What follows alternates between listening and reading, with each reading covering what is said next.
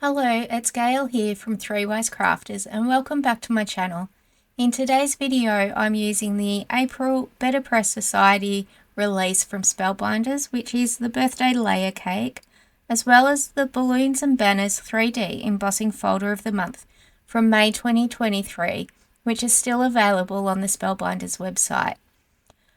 This is a registration plate and it comes with an acetate template so that you know how to lay out all the different press plates. I photocopied the acetate template so that I had spare templates and I could trim these down to size and use on the BetterPress system to save cleaning the acetate in between the different colours. But because we're using an acetate template, it's really easy to lose it. So it's good to have a photocopy of it as well that you keep in a safe place just in case you do lose it. Now here you can see I've already trimmed down one of the templates and you can use your paper trimmer or scissors. I just use scissors today and it's really easy to do. So here I've laid out all the press plates so that you can see how they go, and there's a coordinating die with this as well. So I've got my BetterPress system out ready and I'm using the cotton card panels in Porcelain today. They also come in bisque and pebble.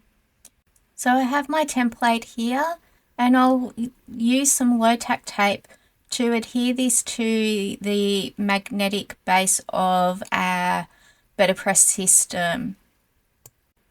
You can use whatever low tack tape that you have, including the Spellbinders yellow tape or washi tape. Just make sure that it's low tack so that you don't damage your magnetic base plate. So the tape I'm using I just get off the internet and it's low tack, and I tend to use this with die cutting as well. I don't tend to have any issues with it, but it just depends on what die cutting machine I'm using. Sometimes it does tear the cardstock a little bit, so I just have to be a bit more careful. Now with my card panel, I'm using Express-It removable adhesive, and I find that this is better than using the green tape that I have, as I was finding that sometimes the green tape would leave an impression in the cardstock or it would tear the back of it, and that's just because of the pressure of my die cutting machine, and I use the Spellbinders extra large platinum. So it's really easy to line up your cardstock on the clear plate of the BetterPress, but it's a bit difficult to see in my video because I've got black cutting boards in the background. So this is the first plate, and the candles I'll end up doing a different color, and it's easy to use a template to line up your press plates. So I'll end up putting down 2 more of the plates, but I'll do these in a different color to the candles. And you can do multiple press plates at the same time, but just make sure that you've got room in between so that you don't get your colors mixed up if you're using different colors. As the base plate is magnetic of the BetterPress system, your press plates stick to this really well and they don't have a tendency to move unless they're really small and you're putting a lot of pressure with your ink. So the first colour I'm using for the candles is Sunray Ultra New Crisp Dye ink, but you can use whatever colour you want. So to apply the ink to your press plate, you just do a twisting motion with the ink pad and not pounce up and down like you tend to do when applying ink to a stamp. And it's really easy to apply the ink. You can see where you need to apply more. But if it doesn't work when you run it through your die cutting machine, you can always go back and apply more ink. And that's the good thing about the BetterPress system, is that you can go back multiple times. Now the next colour I'm using is Warm Buff from Pink Fresh Studio. And this gives a faux gold effect, sort of a light gold colour. and it just saves you having to use embossing powder.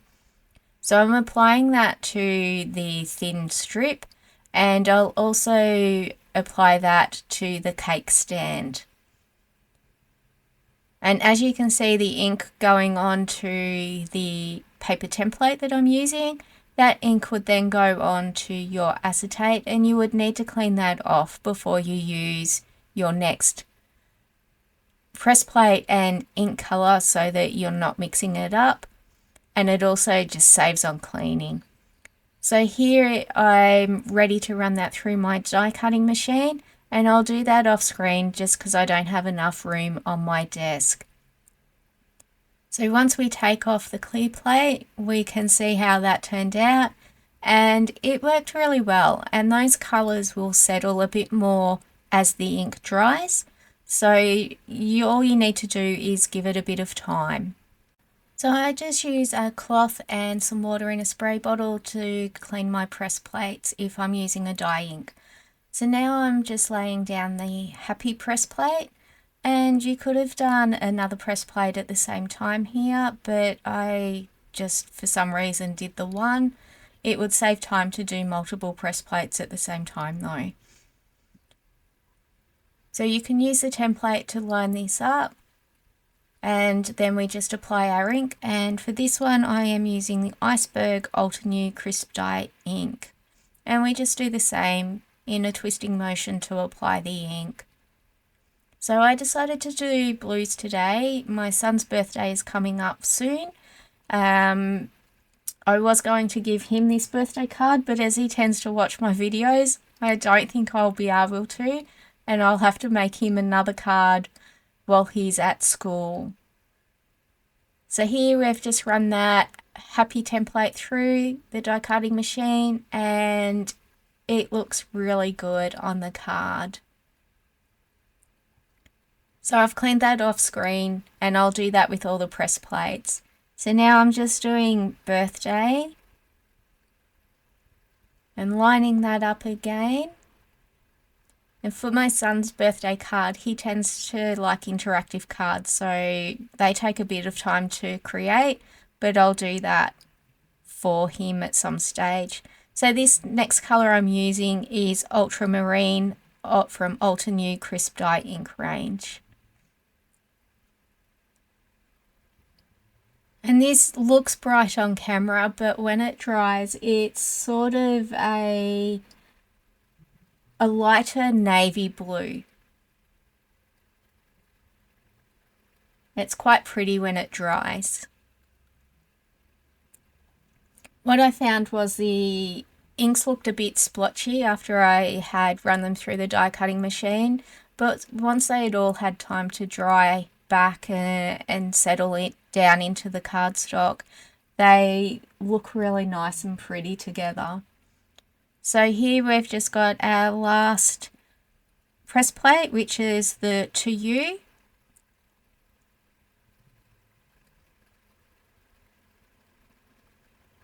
And me being the perfectionist that I am, I took my time with lining it up until I had it exactly where I wanted it. So for this press plate, I am also using Ultra New Crisp Dye ink, but in the colour Tide Blue.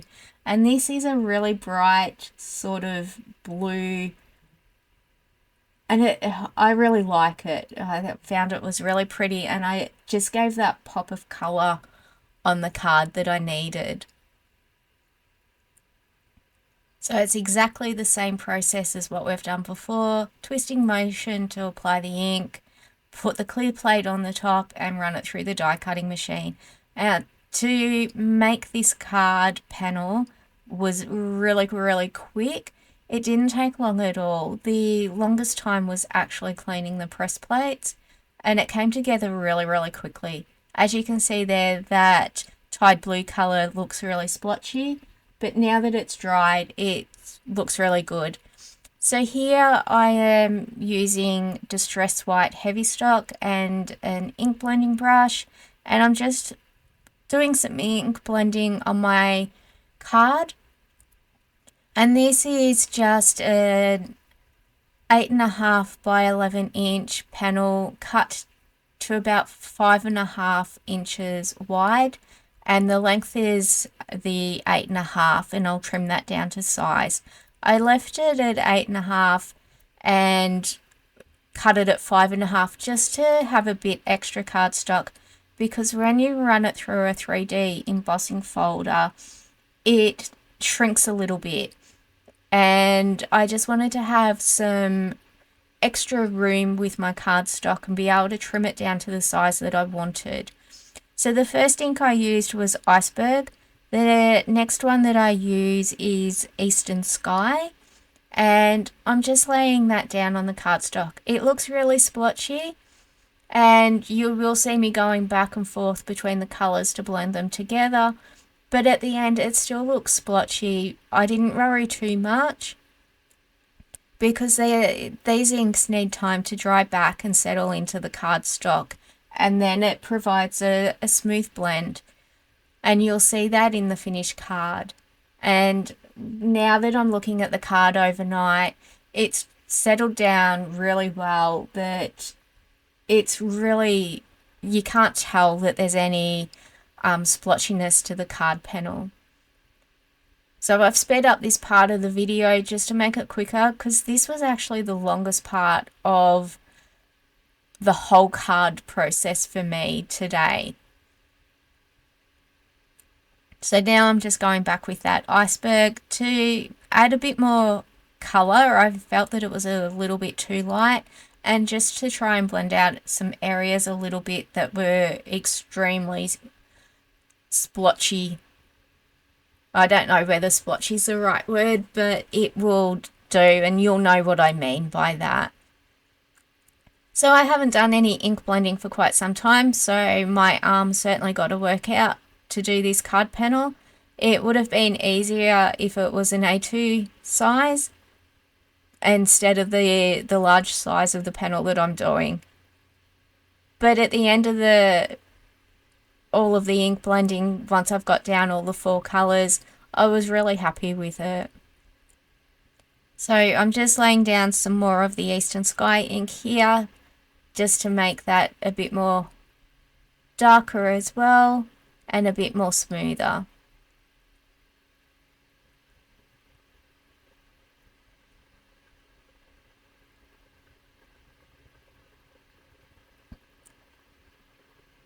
I was going to make some extra cards, but I decided just to concentrate on one card for today's video.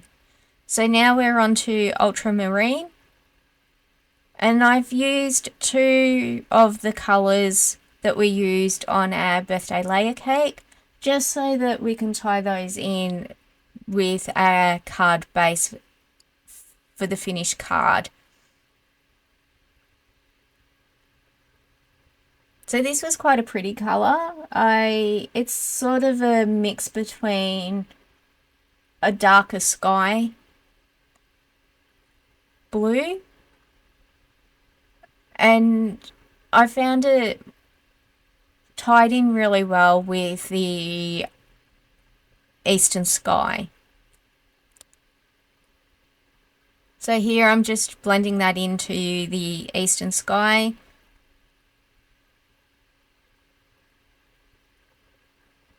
And now I'm moving on to, I think that is Accurate. I'm not sure how to pronounce that. And that is a darker blue, but it's not too dark. And it was easy to blend into the Ultramarine.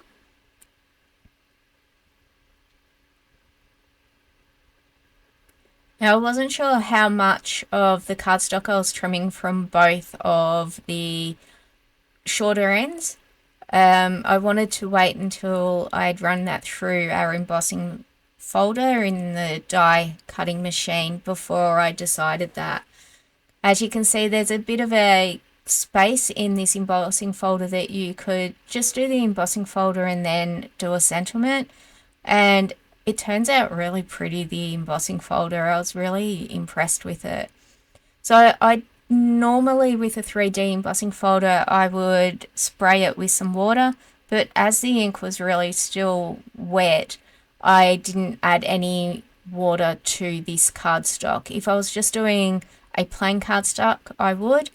Now I've just followed the guide that's on the bottom of your base plate for a 3D embossing folder, and I'm using the adapters that Spellbinders has put out. I had so much trouble using a 3D embossing folder that I ended up buying the other set that Spellbinders have out for your die cutting machine, from if you have a Spellbinders die cutting machine, and I found it so much easier. Even my husband couldn't run it through either of my die cutting machines. So now I'm just doing the guide to do a die cut, and I will line that up once I've got all the plates down that I need. And it's really easy to find the sandwich that you need on the Spellbinders, either on the base plate or on the platform top. So here I'm just lining that up, and because I was on camera, I didn't actually line it up very well, or it moved slightly, even with the tape on it. My clear plate is actually bowed quite a lot, and it was pretty hard to try and line it up because it kept moving on me. And you'll see that when we take it out of the die cutting machine and I remove the die, you'll see that it's not quite lined up, especially with the cake plate. So now I'm just going to run that through the die cutting machine. And here you'll be able to see what I mean when I said that I didn't quite line that die up with our image, but it'll do for today's card. So it's not too bad. I've had worse, and I'm sure that you have too.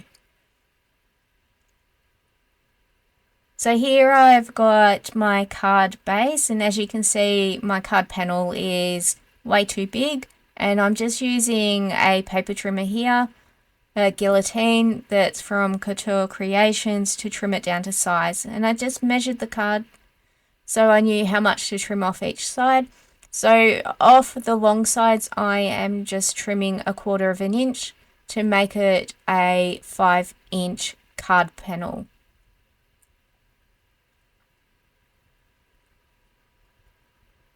And then off the longer pieces, I end up trimming off, I think it was about a 3/4 inch off each end to bring it back to a 7-inch in length or height.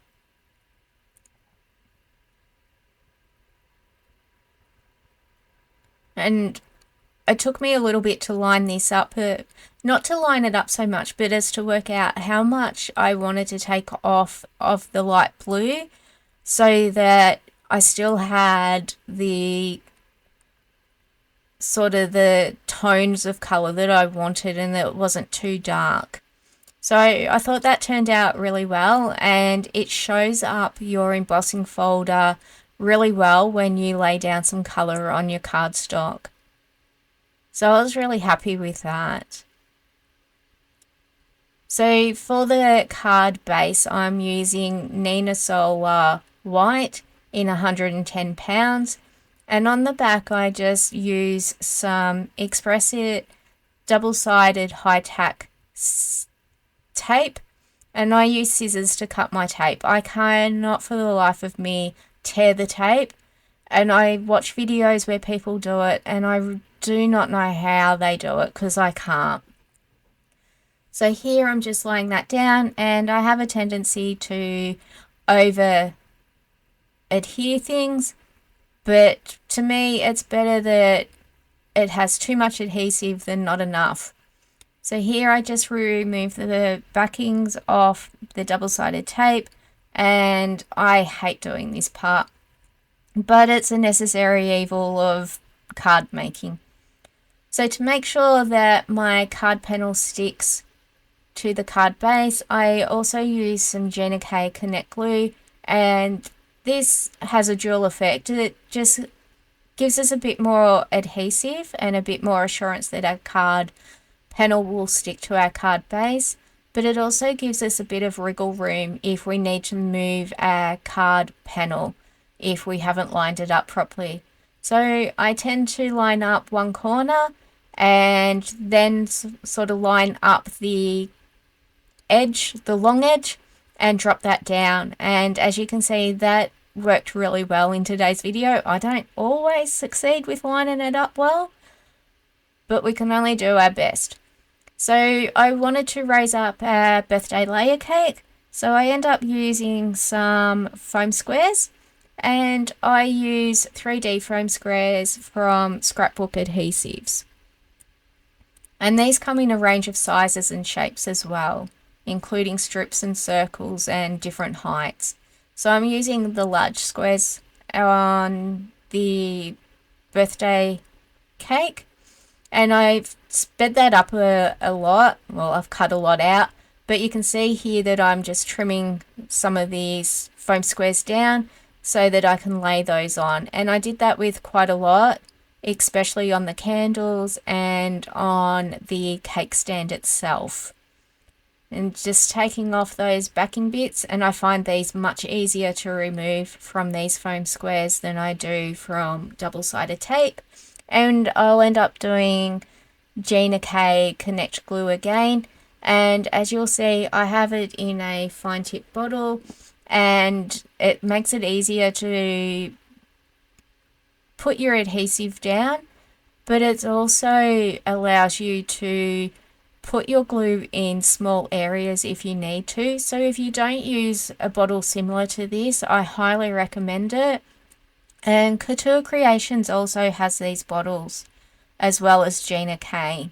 And a lot more companies are bringing them out now too. So here I'm just lining up the birthday cake on my card. And once that's stuck down, our card is finished for today. And I'm really happy with how this turned out. And my son has seen the card. My daughter thinks I should give it to him for his birthday, but we'll have to see. But as I said before, he really enjoys interactive cards, so I'll have to make him one of those. I hope you've enjoyed watching today's video. If you have, please make sure that you subscribe to the channel and that you give the video a big thumbs up. Thank you for watching.